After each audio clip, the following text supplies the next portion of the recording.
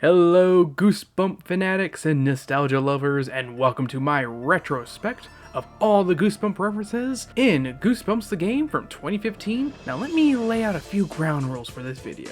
First off, I'm not including achievements and trophies because I'm making a second video dedicated to just those. Second, if I miss anything, don't be afraid to mention it in the comments because I'm only human and may miss a couple, but I'm doing my best not to miss any with the help of the Goosebumps fan wiki, which you should definitely fall down that wiki rabbit hole because it is so well maintained and has a ton of info on the series. Trust me, I fall down that rabbit hole. Third, spoilers for the game and some of the books. That I mention it now versus later. And finally, I'm including some that I think are references but aren't mentioned in the wiki because they may not be, but I have my theories. So without further ado, grab your nightlight and security blanket because player beware, you're in for a scare.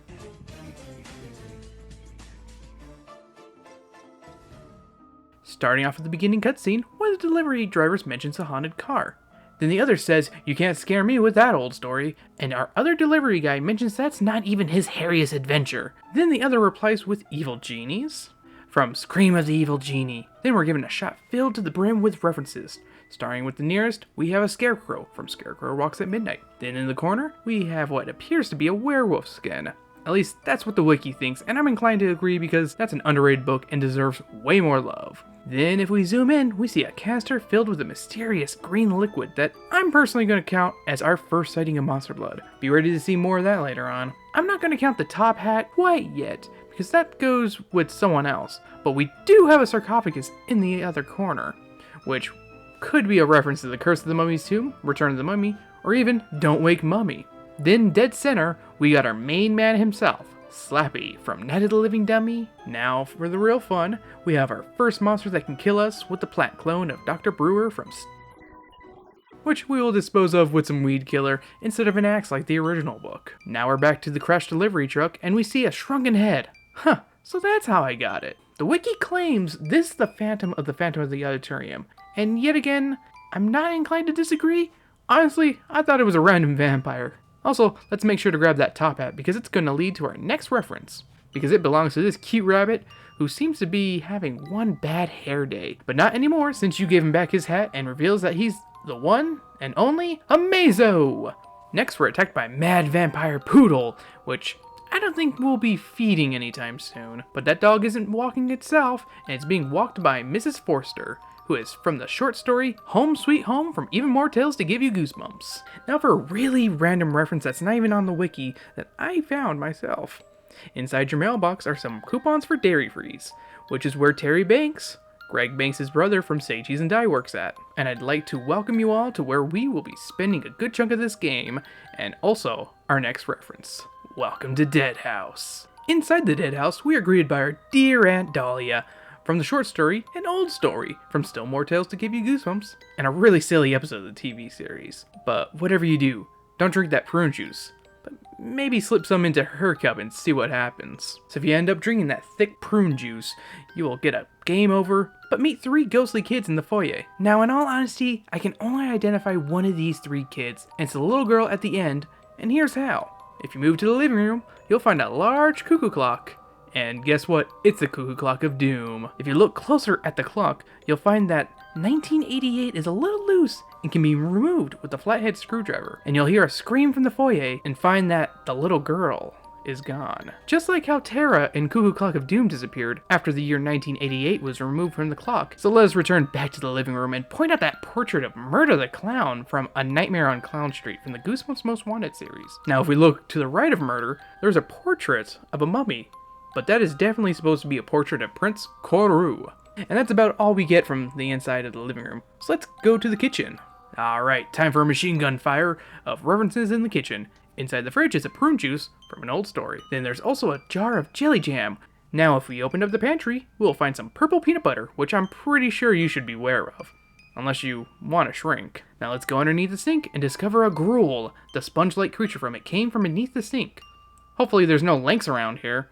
Also, make sure to grab that soap, because we're going to need it later. Now let's open up the passageway that's under the sink, and after a long maze with an annoying dripping sound, we find the source of the drip, and it's a pipe that soon bursts open with monster blood, which if you eat it, you will grow to a magnificent size and be horrifically crushed to death. And that's our second monster blood reference. Alright, let's go up the stairs and take a look at a couple of the portraits.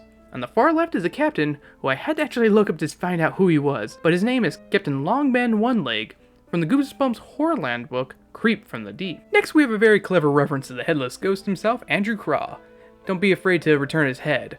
It might save your life. If we go into our room and take the video game from inside the drawer, it will say one of our favorites is Adrift Off Vega. Adrift from Vega, what's that? Well, it's one of the 2 games you can play in the Give Yourself Goosebumps adventure, Zapped in Space. While you're in your room, make sure to pick up your clothes and go to the next room and drop them down the chute. And while you're in there, turn the sink and shower to discover a weird message in the mirror. 10/8/1943, which just happens to be your dad's computer password, and R.L. Stine's birthday. Not a reference to Goosebumps, but a nice little nod to the author. So from the bathroom, we can enter the guest room, which is a room filled with toys, and one in particular will start attacking you. It's the Annihilator 3000 from the Give Yourself Goosebumps Toy Terror, batteries included. Now we're gonna head into our dad's room and discover a piano manufactured by Shrieking Toggles, which really staples the fact that piano lessons can be murder. Let's hop on Pop's computer and go to the music website and find a couple references. If we zoom in real close, there's a song called Monster Blood, Deep Trouble, Eat Worms, and Vampire Breath. Remember when I said to drop your laundry down the chute? Well, it ends up in the laundry room, and if we go through our dirty laundry, we'll find an unsettling mask. Now let's go to the room right next to the laundry room, which is actually a dark room. Inside one of the cabinets is the camera from Say Cheese and Die. Now let's go to your parents' bedroom. First there's a chest in here, that later on you'll find out the combination to open it is 1992, the year Goosebumps started. Take a look outside the window, and there's a gargoyle with saliva in its mouth that if you taste it will turn you to stone. Like in the short story, I'm Telling, from Even More Tales to Give You Goosebumps. Instead of eating it, collect some for our next reference. Next to your parents' bedroom is a shrinking room. Break open the pipe and discover monster blood. 2? Or maybe 3, I'm not sure. Turn it to stone with the gargoyle's saliva, and then go upstairs to the attic. Now that we're up here, there's a mirror with a haunting reflection of yourself that will attack you if you dawdle too much. This is either a reference to Let's Get Invisible, or possibly the short story, Mirror Mirror on the Wall from More and More Tales to Give You Goosebumps. Both have mirror doppelgangers that attack the protagonist. Let's leave the house for a bit and return to the woods. If we go to where we met Plant Daddy and go right instead of left, we'll meet a beast from the east. Now for a true change of scenery. Let's go to the mall! When we enter, we're met at the entrance by a large robo-mall cop who is from the Give Yourself Goosebumps story, Toy Terror, batteries included. Now if we look over Murphy's shoulder, we'll see a toy store called Halsey's Toys, which is the name of the toy manufacturer in Toy Terror. Further in the mall, we'll find a store called Little Shop of Hamsters, which is the name of the 14th book in the Goosebumps Horrorland series. Across from the hamster store is an arcade called Zapp's Arcade, which is the name of the arcade in Zapped in Space. Now, if we enter the arcade, we have 3 Goosebumps-inspired arcade titles. Starting from the left is an arcade cabinet labeled Curse of the Mummy's Tomb. Then there's a hack and slash brawler called Legend of the Lost Legend. And finally, a surfboard game called Ghost Beach. On to the next area of the mall, we find a department store called Mayfield's, which is referring to the store from the Give Yourself Goosebumps book, Shop Till You Drop Dead. Before you go in, let's take a moment to appreciate the movie theater named Ed Wood's Theater, a beautiful nod to one of the best worst directors out there. You see? Your stupid minds. Stupid! That's all I'm taking from you. Get back here, you fool! Let him finish. But if we look on the wall, they're now playing Lizard Man 2, the much anticipated sequel to Lizard Man that's featured in the short story, Dr. Horror's House of Video, from More Tales to Give You Goosebumps. And they're also showing Going Ape in Blastovision, one of the movies you can watch in the Give Yourself Goosebumps book, Invaders from the Big Screen. When we enter Mayfield's, we are met with a malevolent leprechaun-looking character named Cronby, who's actually a cave troll and is featured in the Give Yourself Goosebumps story, Deep in the Jungle of Doom, solve Crombie's riddle, and you can explore Mayfield and discover 3 mannequins that come alive if you try to grab one. There happen to be living mannequins featured in the Give Yourself Goosebumps story, Shop Till You Drop Dead. Now let's head back to the entrance and take a left towards the security office. It's quite a maze to get there, and when you finally do and you're ready to leave, you're ambushed by some gnomes from Revenge of the Lawn Gnomes. Go through Cavity City to get to the bookstore, where you find a red-headed dummy inside there that's supposed to be Mr. Wood, but I like to think it's actually Slappy from the TV series, since Mr. Wood wears red flannel and blue jeans. So that was one heck of a list.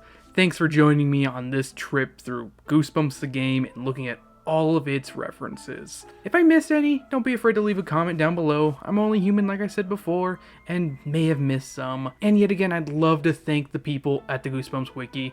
You guys run a fantastic page that is so well maintained and a joy to read. See you guys next time when I might do the achievement one. I'm second guessing after doing this video because this was a long one to do. Yet again, thanks for watching, and make sure to follow all that fun stuff. Like and subscribe, yada yada yada.